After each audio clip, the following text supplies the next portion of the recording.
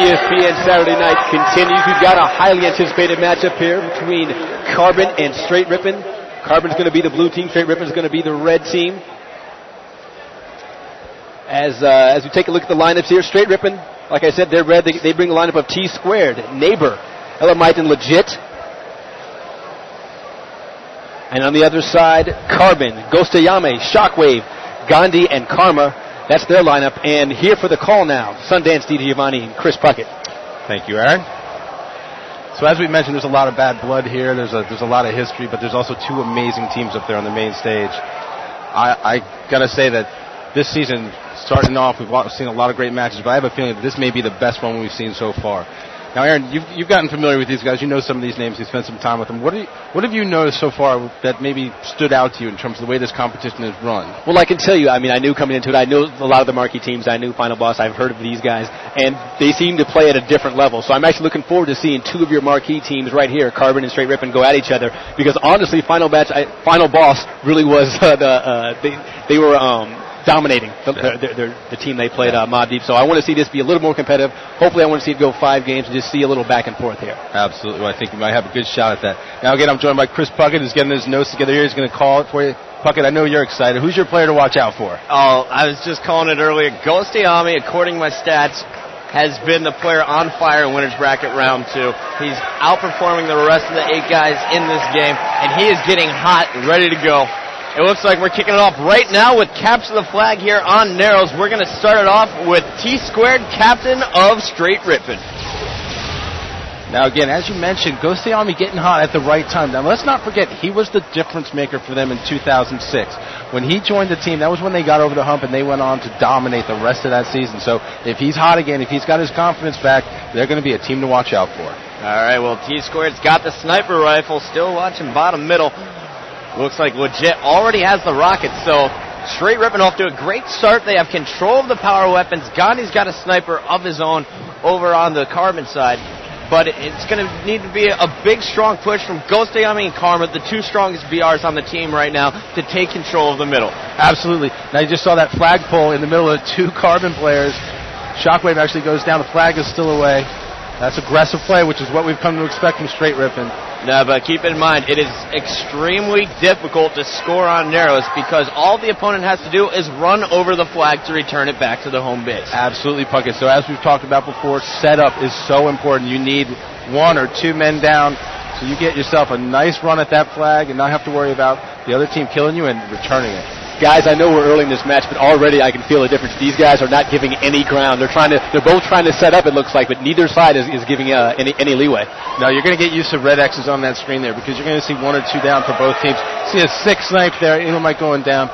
Now, the thing about this is, remember, with Karma now picking up the sniper rifle, when you get on a roll, when one of these players at this level gets hot, that means the other team has to focus on it. And now when you have this level of skill on your team, the number 2 guy, number 3 guy can step in and really be the difference maker. Now coming into this tournament, I was so excited for this matchup to possibly happen. A few seeds had to shake up for this to happen, and they did work out perfectly. I did not expect Str8 Rippin to be meeting up with Carbon. That's our number 2 and our number 3 team from 2007 meeting up this early in the game. And so far, it's been an amazing match.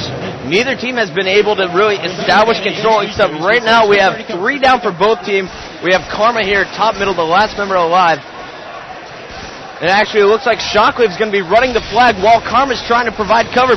But Ghostayame and Gandhi got to get there to do some nice defense work here from Gandhi. They got to get in there to support that flag, as Shockwave is now tricking all players and bringing that flag over man cannon. Now, you see what happened there was he was intending to go boot, but what actually happened was he mixed the pole, had to go back, go man cannon, so now he's actually close to getting a sneaky cap here. He's got some teammates in front of him. We're going to lay down some fire, and he's going to try and run it in here. Oh, got stopped. Wow. But check this out. We have Neighbor who just clutched it across the map, a double snipe, but there's no one there to stop it, and Carbon will take that first flag. It was put in there by Ghostayame and Karma. Nice work by those two to come through in the clutch. Neighbor almost stopped. An amazing play there. But Carbon, the teamwork was just too much in the end. Ghostayame went almost coast to coast there, 99 yards, almost untouched. No one even saw him in the last minute. He got caught. The thing about that's amazing is, as you mentioned, Neighbor from across the map comes up clutch, but because of the spawn system, Carbon then is spawning by the flag. All they got to do is grab it and run it in. You couldn't get across the map quick enough to stop him again. And look at Ghostayami, as we were talking about. This is the player to watch right now. Ghostayami had a lot of haters coming into this tournament, but I went to his house to watch him play. He's been on Xbox Live every night, back at college, in between classes, in between studying. He's been putting as many hours in this game as he could right before the tournament, and he is prepared, Sundance. Well, that's great to hear, because I got to tell you, Ghost, when he's on, is a ridiculous player. He's the kind of a guy, whoa, game changer. We just saw him get a guy who's about to port across using the cannon. And meanwhile, Ghostayami is doing all this. Shockwave put in the second flag.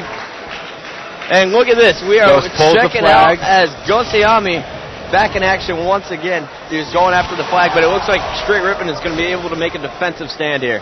Shockwave. Going back to Ghostayami now, who's still top middle on a killing spree right now. That's 5 kills in a row without dying.